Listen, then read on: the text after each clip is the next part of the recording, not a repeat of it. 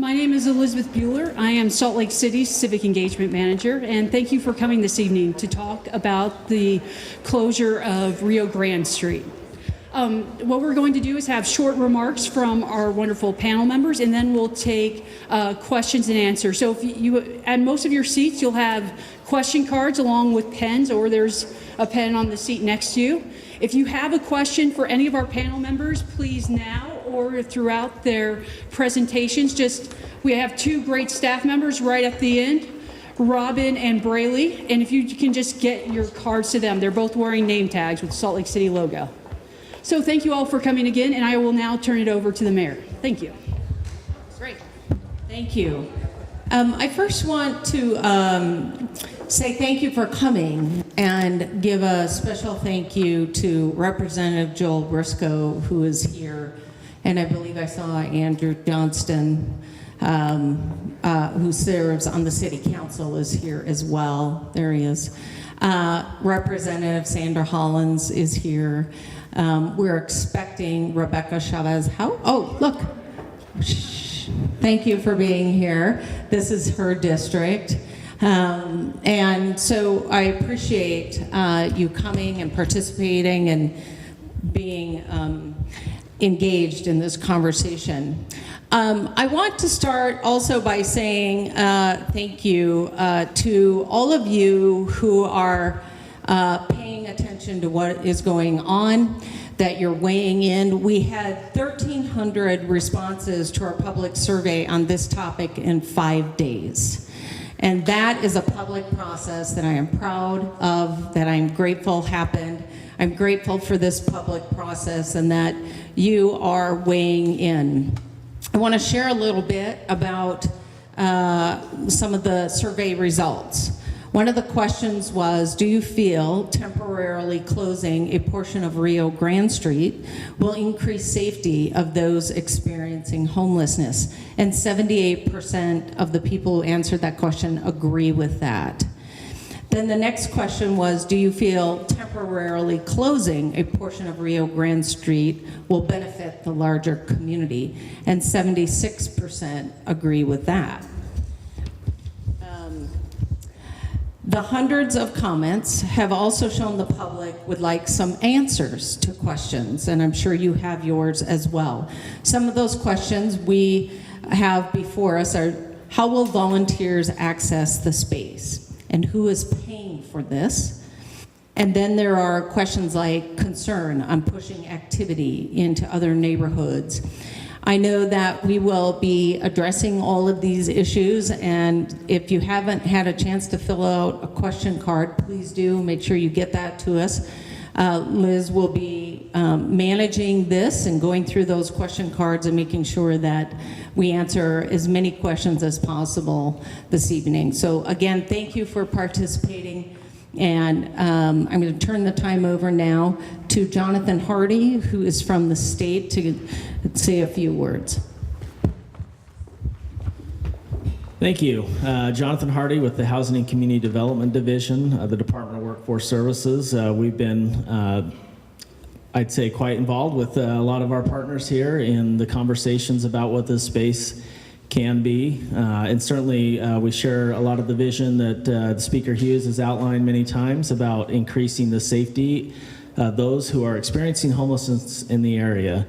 And one of the things that I think the main point I want to get across about what we envision this safe zone to be is a place for folks to get the resources they need to exit homelessness into housing stability and get on a pathway to solve whatever issues they may have, and so they don't have to be homeless any longer. That's really the point of what is going to happen inside the area of the safe zone, and to protect them from people who would otherwise harm or prohibit them from progressing and exiting their homelessness, which exists a little bit right now. We've got certainly has been the case in the past, an open area where folks have been exposed to things that a lot of drug activity that's made it very difficult, kind of exacerbated some of the problems that keep people into homelessness. So our idea is to have that safe zone area help connect people to services that they need to exit their homelessness. So we're very interested in helping to create that space accordingly.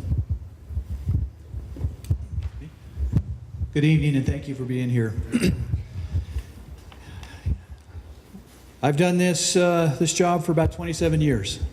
March of 1991, probably before some of you folks were even born. We've tried many things down at the Rio Grande area. We've done sweeps, we've done operations, we've closed traffic, we've done all kinds of different things. I guess the question here tonight is, what about a safe zone? And that's the input we would like. But to do that, we're going to close the traffic down.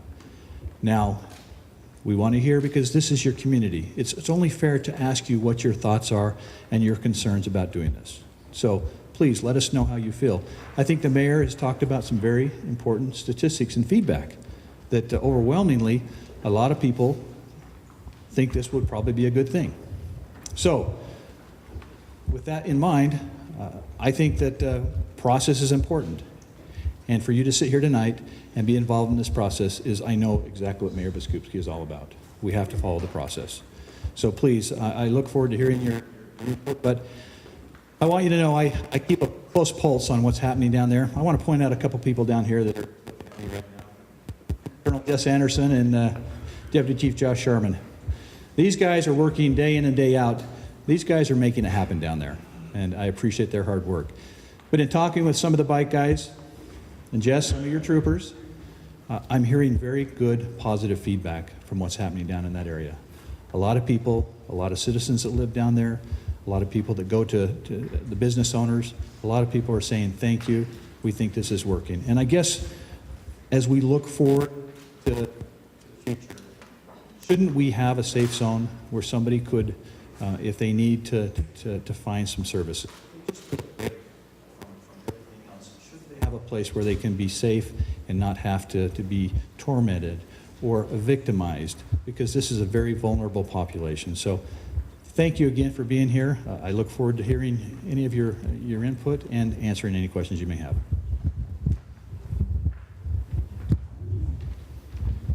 I just want to thank the mayor for giving us this opportunity to get in touch with all of you, and thank you all for showing up here tonight. This is obviously a subject that's very dear to our hearts. We're working down here on the front lines every day. My name is Matthew Melville. I'm the Director of Homeless Services for Catholic Community Services of Utah. We've been helping those in need in our community for past 77 years. And this is actually our 50th year anniversary of homeless services. We first started a few blocks from here with a little thrift store where we handed out sandwiches. And we've evolved. Thank you. As the community's needs have evolved, so has we. And we look forward to continuing to serve those that are down here experiencing homelessness and those that are low income that are coming into the kitchen. Our soup kitchen is feeding close to 1,000 meals every day. We couldn't do any of that without our volunteer base. We have many volunteers that are coming down here every day and helping out, and we couldn't do it without them. We also run the Wiegand Homeless Resource Center. This is the daytime shelter for those people that are experiencing homelessness, where they can come and get a shower, go to the bathroom, get job services, laundry. We have computer room, classroom, case management. Lots of different services are available in that resource center. We want to encourage people to come in and enter this safe zone, and also, invite them to come in and experience the Wiegand Center. Talk to our employment counselors. We can help you find a job. We have a job fair coming up September 19th. From 9 o'clock till 12 o'clock. We get a lot of employers that are coming down here eager to hire people, and we have lots of individuals down here that want to work. There's something very special about having that opportunity.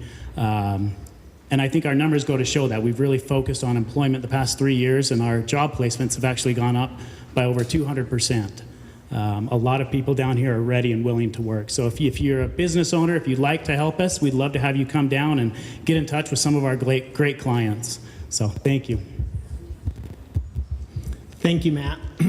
I too am Matt. I'm Matt Minkovich with The Road Home, and I want to thank all of you for participating tonight in this evening's discussion.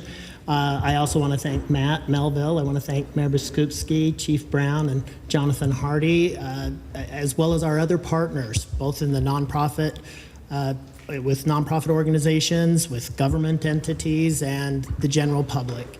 I think with everyone's input, we can arrive with a destination that is better than that which we embarked upon at the beginning. So public input is very, very important. The road home, we exist to help people to overcome homelessness. We help people to move in to permanent housing. And we know that permanent housing is a solution to homelessness, and we're very focused on that end goal. We know people need a lot of help along the way, and we're devoted to work with all of our partners in order to achieve that end, to help people in their moment of need.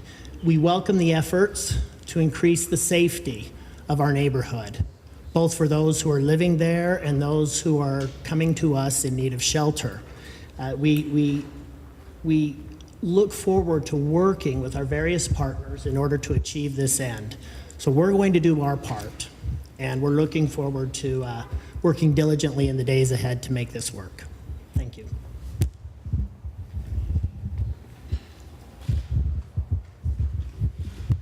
And Speaker Hughes is looking for a parking spot right now, so he will shortly join us. If you still have time to get in questions, again, we have Braley and Robin. And please, we will be talking until about 7:15 tonight, so we have plenty of time for all the questions we receive. So, let's start with the first question. There are a lot of questions on this subject. It's specifically about the ID cards. What might be requirements for the ID cards? Is it similar to the current program at Catholic Community Services? Thanks. I'd love to answer that question. Right now, an ID card is not issued, but we are looking to do that. What it would entail is a brief assessment, a demographic assessment, similar to what's done at Catholic Community Services. You answer a few questions about who you are, kind of what your situation is, kind of get the story so that we can help resolve your homelessness. That's the purpose of that assessment. And that would be the point where an ID card could be issued and you can access the various services in the area, including shelter, the Wiegand Center, the Safe Zone area. So that is the idea behind the ID card.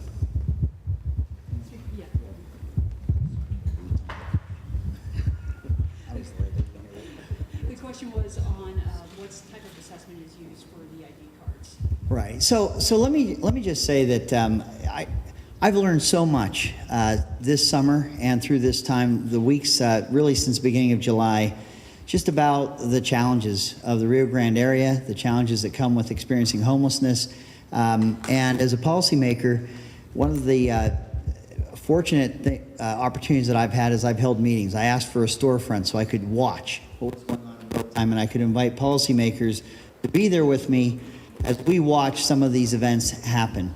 And I came away and still believe, stronger today than ever before, that anonymity and not really as your public servants knowing what people's stories are, what their needs are, have not served people well that need help and have helped criminals who can embed themselves amongst the populations that need help. So one of the things that I believed in that we've been working on is how do we get to know people's stories? How do we get to know what it is that someone needs? Do they need a treatment bed? Do they need a job?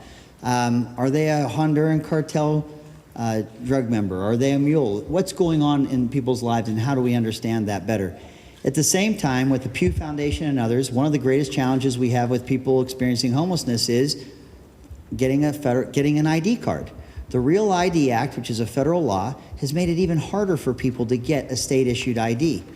So knowing that one of the things that people do that work in the services side of helping people experiencing homelessness get an ID card, and understanding that we, as public servants, need to understand people's stories better and know who they are, this services coordination card is meant to know who people are, to understand their situation better, and also we want this card to ultimately start to overcome those other barriers that so many people are confronted with when they're trying to get a legal ID so that they can apply for a job, so they can access banking services, so they can start to mainstream into life. So That's what's important about the card, is it's going to need to tell us something about the person, something that service providers understand who they are. And I'm also told, for those like the Catholic Community Center that has these cards, criminals hate these cards. Criminals don't want you to know who they are. They don't want to have one. And I think separating these groups, or not letting those criminals prey on the vulnerable, is a good thing. And I think that it's something that I think will bear good fruit. The next question is sort of related. It's asking specifically about the security plan for the closed area. Is it going to be private security? Is it going to be public safety? What are the plans for that?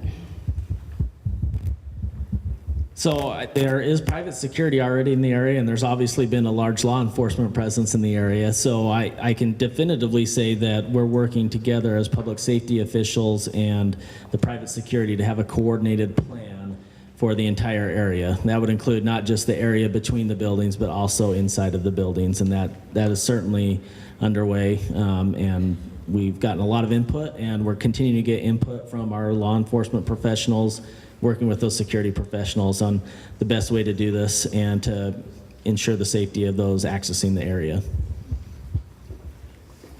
Sorry, John. So this is a question about the larger community. By establishing a safe zone, will this not push drug dealing and people looking for services out into the greater community?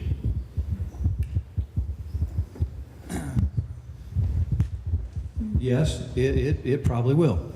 But look, it's been a long.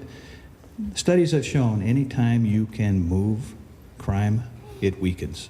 And built into our plan through Operation Rio Grande, we have the staffing with our partnerships with the state and other agencies to follow that crime wherever it may go. You've heard me say many times, please partner with us though. We need you to be our eyes and ears. We can't be everywhere, but if you'll make that phone call, 799-3000, make that report, or call that number. We'll get that report. It'll put a dot on our map, a pin in our map, and we can respond to that. With that intelligence, we can follow where they're going and what they're doing. Look, we go out every day in uniform and in a very overt way and look for those that may have been displaced, because the true victims need help. We want to bring them back to the safe zone. This is the whole purpose of what we're doing. Those criminals that are displaced, we don't want them back. And we will chase them to arrest them and to bring them to justice.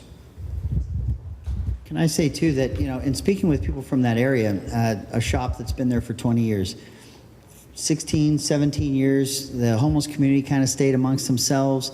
It really didn't feel like a very dangerous community or a dangerous area outside the Pioneer Park area. At least this is one person's kind of description over the last 20 years. But in the last few years, the criminality, the violence has grown. It's grown to a point where you have people that are contemplating their own private security. They're defending employees that work at their shops. They're worried about customers that might come and frequent there. You have people that live in this area who are having to look for hazmat cleanup for their own property because of the things that are happening there. This is not the way it has always been. There has been a growing criminal element, and a very dangerous one.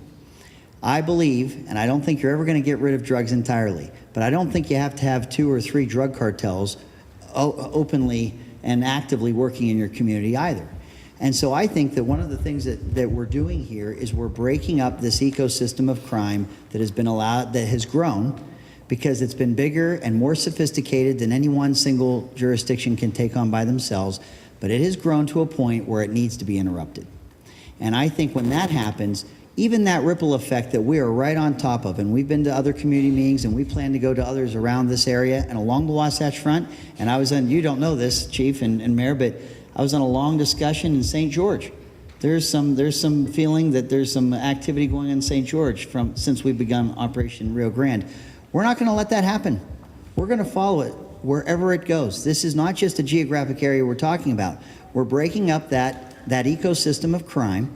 And I will tell you that the emails I'm receiving, the people I'm talking to, are coming back to this area for services that they have been afraid to access in the past. They were afraid they were going to fall back into addiction. They were afraid their things were going to be stolen from them.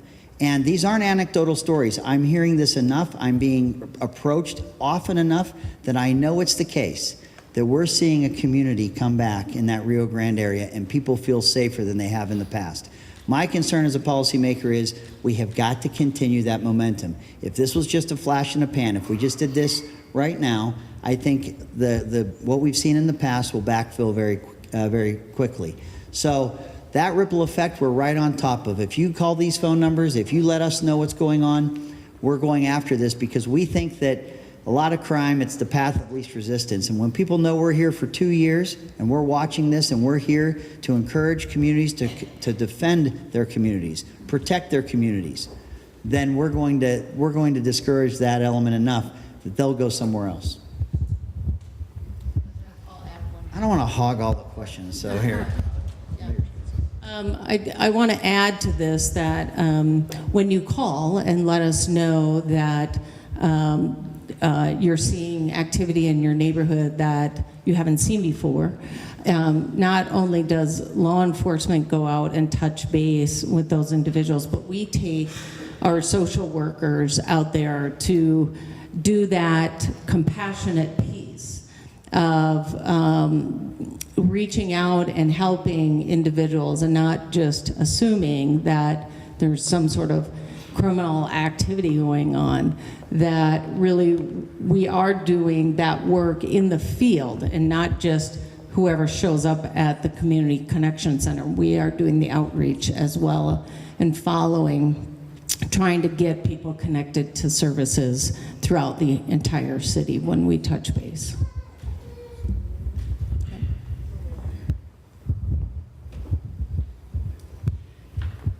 The next question is about the closure of the street itself.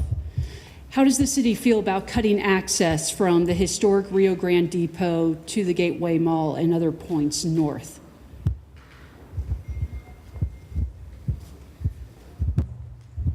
I think that's why we're here tonight. I mean, we've thought through it, Mayor and Speaker. We've talked about it. This is something that we would like to do. We would like to hear from you. Is this something that would affect your neighborhood so greatly that you don't want it? Or does it provide that missing piece, that safe haven that we're looking for? So please, let us know what you think. I mean, I've driven around day after day and looked at it. Josh and I drive the area 2 or 3 times, well, sometimes 2 or 3 times a day. I don't know, I personally don't see the big impact, but this is a temporary thing. And Mayor, this is a process, so please let us know how you feel. So one thing that we did look at were other property owners, and extending that street closure further down the road would have an impact on other property owners. So we were trying to be mindful of the distance that we were going and the partners that are at the table that are willing to help us create this safe space.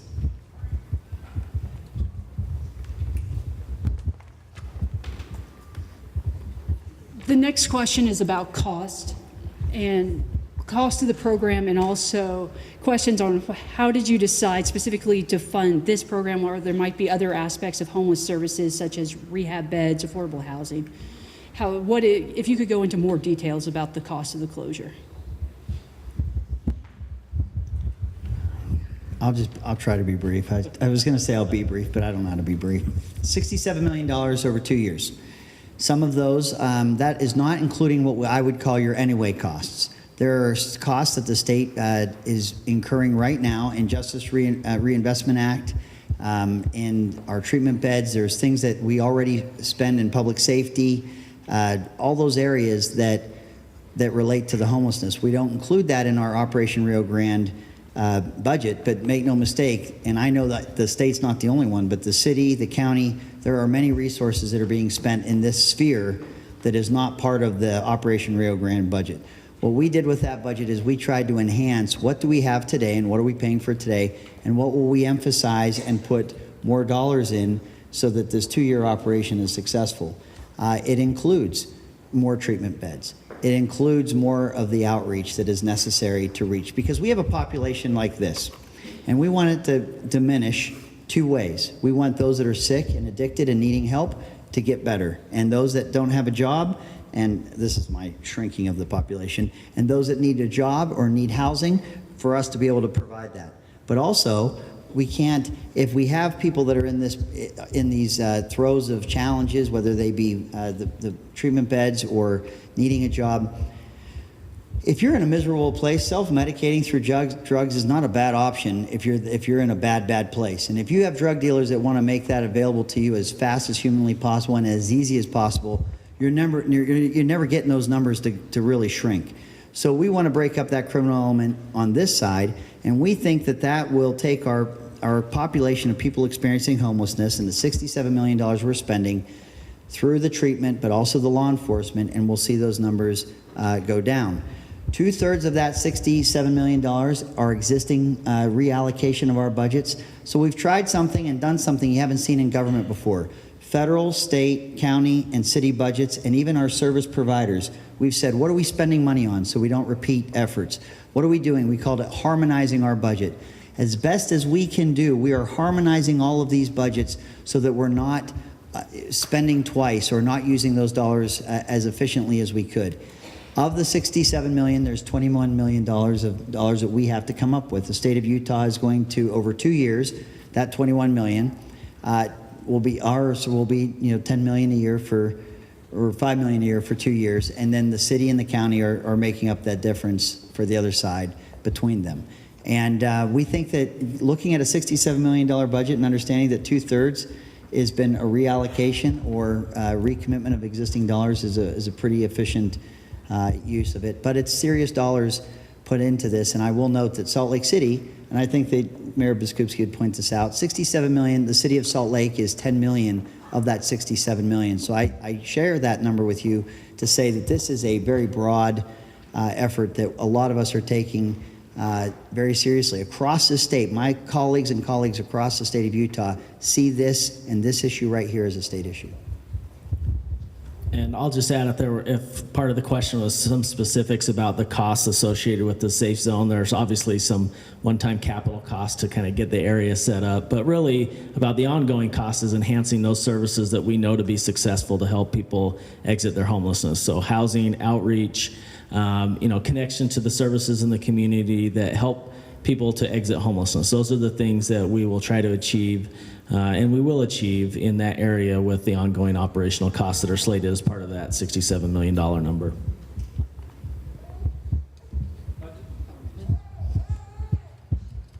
Just to follow up a little bit on what Speaker Hughes said, the cost of not doing this, Salt Lake City, Mayor, we're into this thing $10 million every year just to do what we do. So leveraging money, state money, county money, exponentially helps what we're trying to do, because the cost of doing nothing, Salt Lake City is into this game $10 million every year. So this is a two-part question. What are the boundaries of the closure, specifically in regards to donations and volunteers accessing CCS in the road home? So right now the plans, and I'll let the service providers could comment on this, we're planning on keeping those areas open where volunteers would normally drop off donations and access the staff there and be able to volunteer for services. So those areas are not contemplated to be inside the safe zone, that we have areas outside of there that they can continue to access.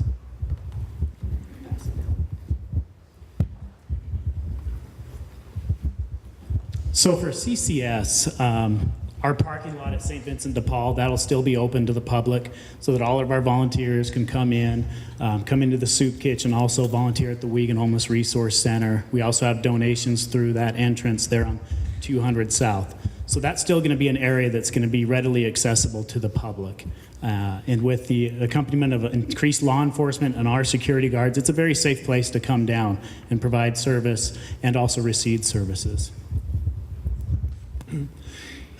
And as Mr. Hardy said, the opening, the entrance to where the community can drop off donations is not within the boundary. So that should not stop people if you have sweaters or Blankets, we need a lot of blankets right now. We'd appreciate your contributions. You should not be impeded whatsoever to be able to make those contributions. We do, however, have 2 entrances on the east side that are important, and we're working with our partners to iron out some of the details regarding how those fit into the new area. So we're meeting as soon as tomorrow with the state and other partners on that as well. So there's still some details through which we're working. But I have faith that good parties with the proper motives, trying to do the right thing for the community, can work something out, and I'm confident that we'll be able to do so.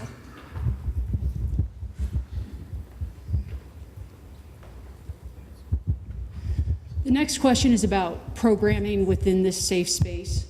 Specifically, how do clients connect with services in this space? What does it look like? Is it an expansion of current programs offered by the Road Home, CCS, the Community Connection Center, or are there new services planned within this area? One thing I want to make sure of regarding the services that are available there, I want them to be able to provide immediate relief to people who are suffering. I think that's critically important. Regardless of what that suffering might look like, the flavor of that suffering, be it mental illness or physical health limitations or other issues. I want to make sure that there is immediate relief for people in need. Also, I want to make sure that as a collaboration, this is not the place you have to go to in order to get services. We want to help people get out of Rio Grande. We want to help people get out of shelters and into housing and back into the community where we all belong. And so we want to focus on helping people move out of homelessness and into housing. So as we work out the service delivery with respect to what will be going on in the area, those are some of the values to which we hold as an organization. I think the key to this safe zone is making sure we're not duplicating services, but also, like Matt said, let's just get people in quickly, make sure that their needs are assessed, and they know if they need to talk to somebody about housing, they can go to the Road Home. If they need something about employment, let's get them into the Wiegand Center. Let's make sure that this space, a street's not very soft space. It's not where the healing and the outcomes are going to take place. That's going to take place inside of our buildings, where we can get people access to our social workers that will help them exit homelessness as soon as possible. So we want to get people in safe, enjoy that area, and also come on in, come on see the Road Home, come on into the Wiegand Center, come on in and get a hot meal from St. Vincent de Paul.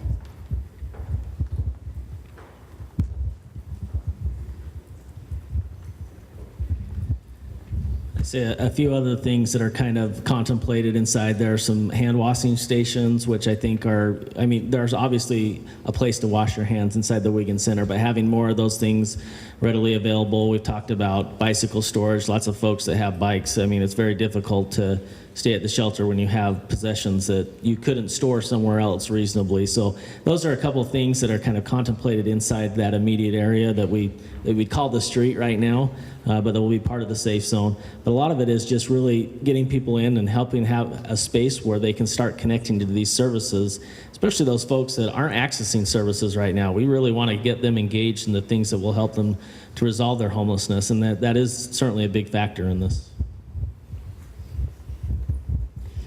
The next question is about really the physical design of the space. What's it going to look like? What are the materials? What's it going to look like inside the space? Is it just the street and it's closed off, or will there be other parts of it? So we're still talking through a lot of these things, but I will say we don't want it to just look like a street. We want it to be a place where people can get engaged into services. So there will likely be some shaded areas. There will likely be some of these other things I talked about, like hand washing station, bike storage. Those are options that we have. We have a nice courtyard already at the Wiegand Center. Our problem is we have kind of an open fence right now where, a drug dealer can pass, something through the fence right now to somebody. These are the things that we're trying to eliminate with the safe zone, so we can have these nice spaces where people can start to engage in services in a safe way and not have to be preyed upon by folks that are currently there right now doing that. One of the things that I keep hearing this, if you build an enclosed space, it could be like treating people like cattle or like a jail or something like that. Let me tell you how I feel pretty strongly about this. I'm watching people roll the spice joint cigarettes as fast as their fingers can move. I'm watching them sell them to people as they roll by on their bikes, as they have their lanyards on from downtown, as they walk by. And if it's, I don't know why, but I've watched it. If someone walks down that street, I've watched a man jump out of his seat and cold cock him in the face for walking down that side of the street. Now, that might be more comfortable or might aesthetically be more pleasant for someone to think that goes on versus having an area where you can reach out to someone and say, you're going to be safe from that. You're not going to have someone give you this sign like this if you're talking to a police officer about the people selling drugs over on the corner. I'm watching crime that people in Utah don't understand the degree in which it's occurring. I'm watching crime. I saw a man open another man's head. And I saw the man fall to the ground and his head's gushing out and there's a stroller with a baby in it, okay? That to me is worse than anything else we're talking about. And if I can take that child, or if we can take these people and we can say to you, you have somewhere safe to go, and we have a suite of services. And to Matt's point, when people are critically in need of help, how could we not find a place or create a space where they can go, where they don't have to wade through the drug dealers or those that would find them to be walking on the wrong side of the street, or all the things that I've seen as of late and I've seen over the years. The reason why this has become more of a state issue for me as a policymaker is some of the horrific crimes I saw a couple years ago with Deputy Chief Ross, Fred Ross. And I know him, and he brought me down there and said, if you're a public servant and you're a public policymaker, you need to pay attention and know what's going on in around you. And I couldn't believe what I saw. I want a place where the people that truly need help will actually go to those places. You know, some of these people along the Jordan River, they're not there because they like the Jordan River. They're afraid. They're afraid to go down to the Rio Grande area. They don't want to be a victim of crime. They don't want to relapse into drug addiction. Those things are real, and it's not some story someone's told me. It's what I'm seeing with my own eyes. It's what I'm asking lawmakers from all over this state. When they want to have a meeting with me, come down to the Rio Grande and meet with me down here. So when we're done with our meeting on other issues, we can look out the window and we can watch this. I call them the Spice Girls and Fat Albert selling those drugs, those joints as fast as they can, okay? Because I don't think people have ever seen that before. Or the guy that takes the joint, smokes it, is in a full-blown seizure, his head's pounding on the pavement, and I'm wondering what happens next. People run up, go through his pockets, okay? Anyone good with that? I'm not. And they see me dressed there looking at this. I even got binoculars because I can't believe my eyes. And they're giving me the double-barreled middle finger while they're doing it.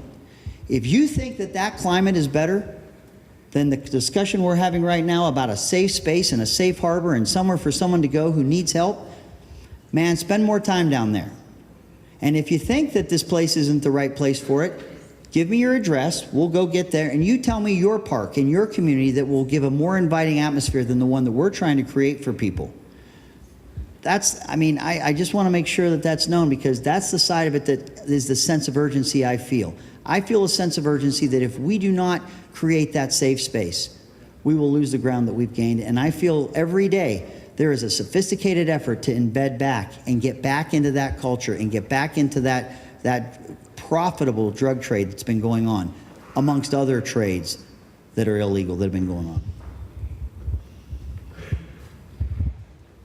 We have several questions about who can access this space. Specifically, clients who need services, but they might have warrants for low-level crimes. Could you speak more about that? Right now, all you have to do is provide your identification, do the demographic assessment. That is what is required to access the services in the area. In fact, if you have to access the shelter right now, you're doing almost the exact same assessment. And if you're accessing the Wiegand Center, you're doing the exact same type of assessment. Certainly, we are trying to figure out ways to make sure criminals who are preying upon vulnerable populations are not accessing this area to make it unsafe for them. So we are exploring different options there, but the only barrier to entry is you providing information on this demographic assessment.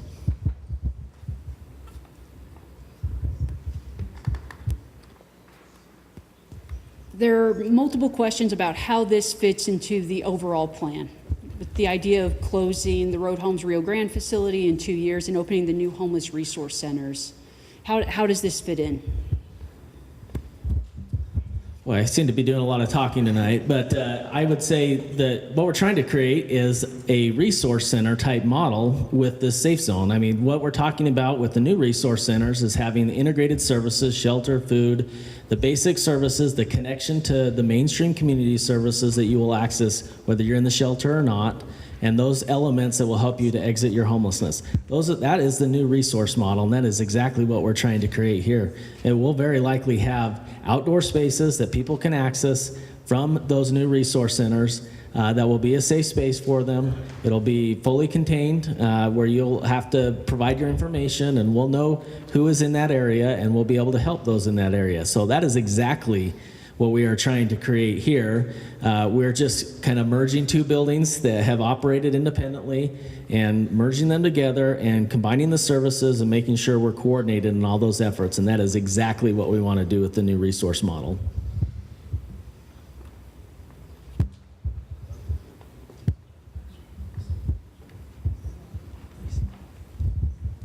Just a couple other items regarding this safe space and who can enter it. We want to encourage people to come into the Wiegand Center, where every other Friday we have Judge Baxter and the homeless court so that they can resolve any issues that they might have. We're expecting record numbers of people coming in this Friday to take care of those issues, and Judge Baxter does an absolutely great job about working with our friends that are down there experiencing homelessness. And as far as CCS goes, as part of this bigger new model, I think we want people to know that St. Vincent de Paul and the Wiegand Homeless Resource Center, we're not closing down after these 2 years. We're still going to be there. There's still going to be a need for people to get fed and people to access resources that we provide there.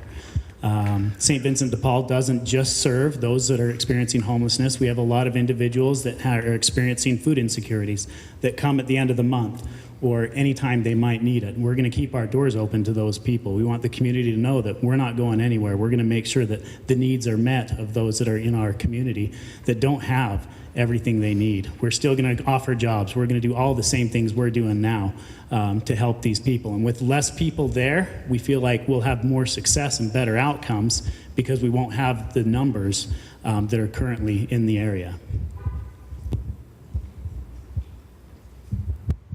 Chief Brown, you talked about how the CCC social workers are going out, letting people know about the services and also the new safe space. What other type of engagement outreach are you giving to individuals to let them know, hey, we're creating this space, it's now a safe zone between the road home and CCS? Well, you know, we talk a lot about the CCC and the social workers and the great work they're doing. They really, truly are doing God's work down there. They go out every day, outreach into the community to see what they can do to provide relief and to stabilize these people's lives. But it's not just the social workers. We have a host team of officers. We have the CIT officers. And every officer down there does the same engagement. It's not, I mean, a lot of people look at this operation and say, you're just down there to arrest everybody. To those that have warrants, or those that are, make no mistake, if you're a criminal, if you're down there selling drugs, we'll arrest you. But our officers are doing the very same reach, hand in hand, side by side with our social workers. So it's really the culture of what we're doing and kind of what we're doing every day to reach out and try to provide these services. It's not just 6 social workers, it's an entire operation. It's everybody that's engaged in this. So right now we're in this public input stage of this. And then what will happen because of community support that I'm hearing, I will enter into a lease agreement that is a temporary closure of the segment of the street. And from that space, it goes to the council. They have queued it for a public hearing on September 19th. And it really is in their hands to do an extended closure beyond the temporary piece that I am doing. And so we're in a process. This isn't done, and we're very grateful for the questions you're asking, and from what I can tell, the support that we have around trying this to see if we can better help those who are experiencing homelessness.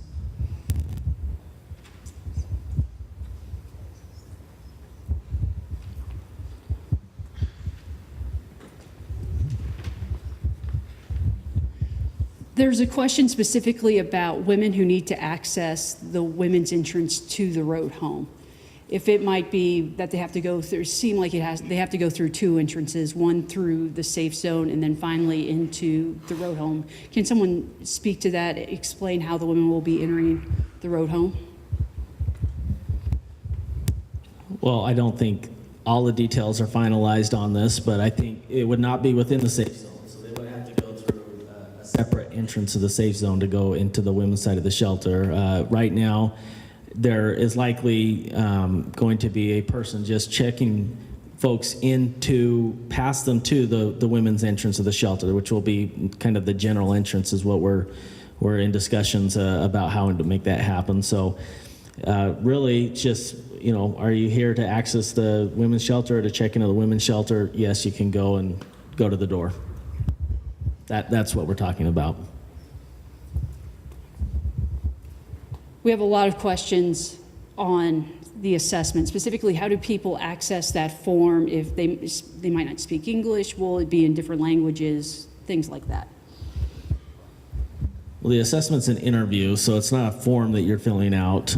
So we would certainly work with as many partners as we need to make sure that we could accurately collect that information. I mean, some of them are very simple. It's just name, date of birth, the typical questions that you would answer in any demographic type assessment. And then there are a few more detailed things that we try to get into, like, where did you stay last night? What are your housing options? How can we help you resolve your homelessness? Is there a better place for you to stay tonight? Those are the types of things we're trying to solve up front as quickly as possible. Those are the types of things we navigate with folks right now. So we would always welcome any type of partnerships that we need to help complete those assessments. But it's a verbal, not a form.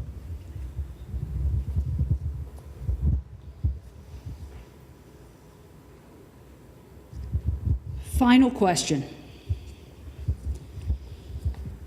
Yeah, I know, sorry.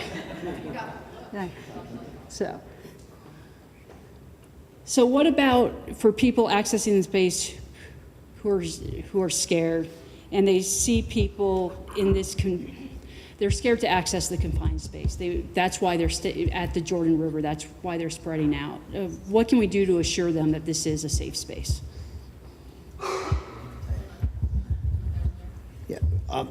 Let me just say, there is no other purpose for this space than to have a better vetting and going through this effort of knowing who people are. We think that that criminals, and I think that what you'll hear, that kind of scrutiny does deter the kind of people that you would be afraid of. There is no other reason why you want to have a space like this if you can't communicate to those who need it. They are safer here than they're going to be safe where people are trying to still prey upon them, and they would still be subject to violence or theft of their belongings, things like that. So if we have people inside there that cause trouble, I'm sure with the planned security and things like that, there will be ways to address that sooner rather than later. But really, if the question is, how will we know it's safe? I'm not going through all this if it's not. I'm not going through this unless what we tell you can't just use the word safe. It has to be safe. It has to be a place of calm. It has to be a place where people can actually receive the services that they want. And so it will have that attention to detail when we do it. And just real quick, that's a tough issue because we run into people all the time that haven't been back down to Rio Grande since this operation has begun. And to tell them, hey, it's different, they look at you and go, I don't know. So almost seeing is believing, and through the social workers and our outreach, It's almost going to take maybe putting them in a car and bringing them back down and saying, hey, what do you think? Could this work out for you? So it's going to take a lot of human work and kind of a warm touch to get this done. This is where some of our mental health workers will come in a great asset so that they can converse with these people and identify what barriers they see as coming into this space and overcome those issues that may want them to not enter this safe zone. There's a lot of different things that they could be scared of. It could be simply just the presence of a police officer. If somebody's had a traumatic incident with that, that's going to be a barrier. So we want to make sure that there's people that can guide them through this process, and let's properly fund the street outreach teams and make sure that these things are getting out to those people and we can access them and invite them in to where these great outcomes and solutions to the issues will take place.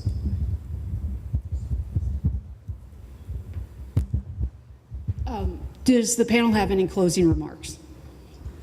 Yeah. Thank you, and thanks again to everyone here.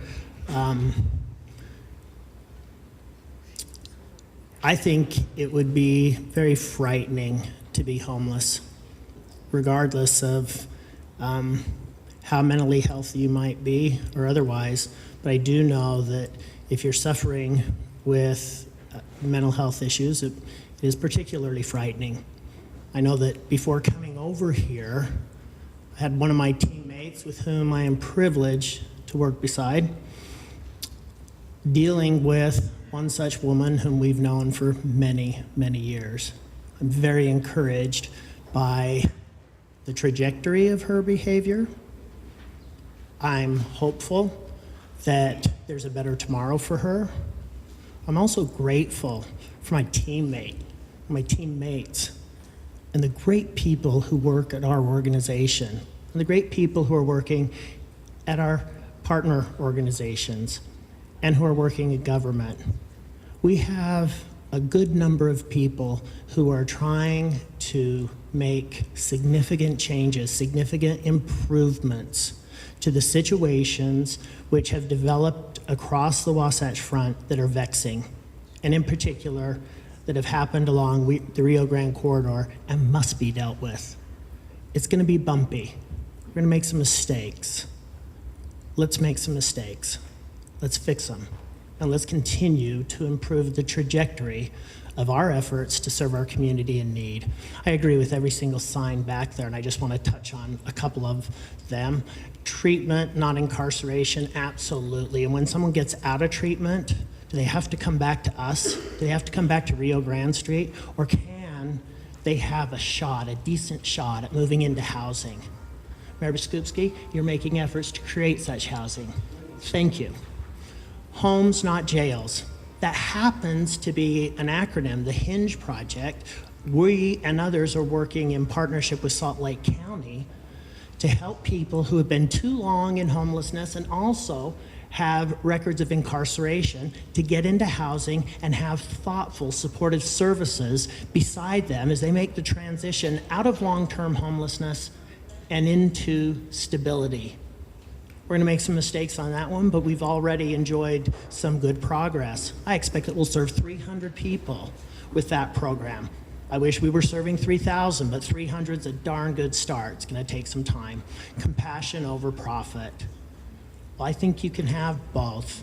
I think sound, thoughtful human service delivery, as we've seen in permanent supportive housing, where people who have lived too long on the streets, have lived too long in shelters, and have had a way out into housing, and had someone who cared for them in housing with them, in the apartment complex. So when they're having a rough day, it doesn't lead to an eviction or an expulsion and an ejection back to Rio Grande, but a thoughtful conversation and a redirection, and where a person can go back into the safety and their comfort of their own home. And I think that profits everyone in the community. I think that profits our soul. I think it also probably adds up on a spreadsheet too. There's research to back that up. So I think all of us are working in a spirit of goodwill to try to make things right. And I think that it's good that there's pushback. I think that that's helpful because then we can adjust as necessary. But again, we're talking about this issue. We're trying to develop solutions as a community. And this is not unique to Salt Lake City. This is something that's going on across the United States of America. Let's do our part to be an example of brilliance, compassion, thoughtful strategy, and a road to housing. There has to be housing at the end of that road. And the more housing we can help to create, the less homelessness we'll have in our community going forward. So I want to thank all our partners and all of you who are committed to helping better our community. Thanks. This isn't a simple issue. It's very complex. It's going to take a lot of resources. And you can tell by the number of service providers that are helping out, we can't do it all. We're working together. You see the Road Home, Catholic Community Services, 4th Street Clinic, VOA, Crossroad Urban Center, YWCA, many, many more tackling this issue day in and day out. And we're very thankful that we have your support here coming, providing feedback, and also our legislators and other individuals that are here to help us solve this issue. It's not going to be easy. And if you want to help out, come serve in the kitchen, come help out. I know everybody on this panel up here has had a special experience inside of St. Vincent de Paul helping out. I encourage you to come and experience that as well. Thank you. Well, I want to say thank you again for attending this event tonight. And if you filled out the survey, thank you for doing that. If you haven't, please do that. That survey will remain open during this process that the City Council will go through. I also want to add that we are working on housing. We have several projects that are on the map, and we are in a process of engaging the City Council for funding those projects. And some of those projects will have permanent supportive housing, some will have just mixed income, but there'll be 40% AMI and below housing for sure that we can transition people into. So that piece is underway, and I know that we are waiting on the treatment beds, but they are this close, and you will see some additional treatment beds come online very quickly. We are doing some very unique things as a state to address this issue. And I think it speaks volumes about the fact that no one has left the conversation over the last 2.5 years. It is hard work and a lot of compromise and people taking the reins and the leadership on very specific issues. That is an important piece to this.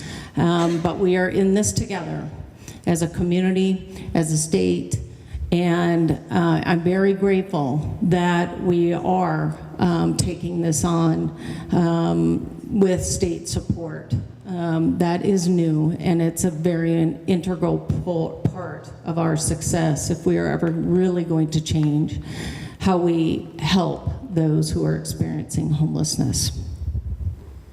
Thank you, Mayor. And from law enforcement, look, Commissioner Squires isn't here tonight, but I want to pass along the Salt Lake City Police Department, the women and men that serve down there day in and day out, 24/7, 365. They're always going to be there for you. And Jess, I can tell you, thank you for your troopers. I was talking to some of our bike guys today, and they said, we kind of like our trooper friends now. They're okay. So, look, Mayor Biskupski always says, we're in this together. We are. We're part of your community. We'll be here for you tomorrow. We'll be here for you in 2 years. So thank you for being here. Thank you. I appreciate everyone coming out. I always say when I go to town hall meetings, you're the opinion leaders. Everybody has busy lives. We've got a lot of things going on. If you're here, you are doing above and beyond what life is expecting us to do. It means you have friends that are going to ask for your opinion. There are people that are going to ask for your impressions of the questions that were asked and the answers that were given. You're the opinion leaders of your community. And all I can ask is, and all I can say is, we need to fight for our community. Every single one of us. If it's here, if it's in the adjacent communities that I've attended, worried that what's happened here, and as we do this, it ripples out into those communities. Social disorder, when it occurs, people flee. They don't want to be around it. It feels unsafe. Physical disorder then creeps in. And pretty soon you have what used to be a vibrant neighborhood or community, and you've lost the people, the opinion leaders, the people that were there. We can't let that ever happen. I'm afraid, from what I saw, it was going to take the full strength and weight of federal dollars, a state government, a county, a city, and even the adjacent counties and service providers to collectively come together and save the Rio Grande District, make sure that it is a vibrant community, one that we protect, one that we defend, one that we want to be around with all the potential and all the good things happening and that will happen here, but that we don't want to displace that into someone else's community. And so those communities we fight for too. So leave this meeting, I hope, encouraged that you have a team, you have people here that are committed to do what's right and to help, and we need to all, again, come together and fight for these communities and saving these communities so that we can walk on any street in anywhere in Utah and not be afraid. Well, I get to be the last word on this, I guess. That doesn't happen very often with the speaker, especially. I want to echo a lot of the sentiments, a lot of gratitude for everybody that worked so hard on this issue, and certainly our belief that everybody can be successfully housed. There's no reason that anybody has to live in homelessness indefinitely, or even for a very short period of time. I mean, there are definite ways to help everybody be successfully housed, and we are certainly committed to make sure we have housing resources available to help exit people from homelessness, and that this safe space is going to be a tool to do that. Thank you. Thank you, panel. Thank you, audience, for coming tonight. If you haven't had the opportunity yet, you can find the survey on the mayor's website, slcmayor.com, and then it's just /Rio-Grande. Also, there is a link to it on the state's Operation Rio Grande page. So thank you so much for coming tonight.